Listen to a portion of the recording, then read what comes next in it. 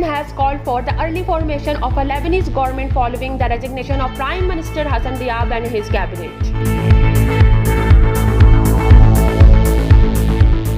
In South Sudan, at least 70 people have been killed and dozens wounded during weekend clashes between the army and armed civilians in the Rab state.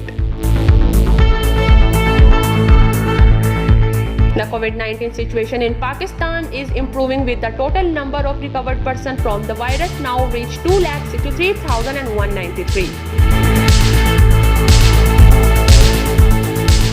Human Rights of OIC condemns the illegal annexation plan of Palestine lands by Israel.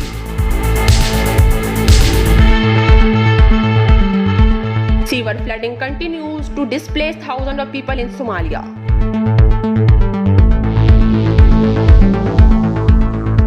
In US election, Senator Kamala Harris has become the first black woman and Asian American to be named Democratic presidential candidate. Pakistan Army and Navy continue relief Operation Flood in Darfur.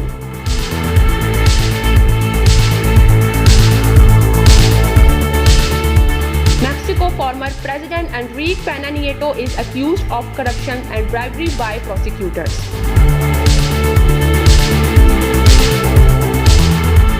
Walt Disney has rebranded one of the renowned names in the entertainment industry, 20th Century Fox.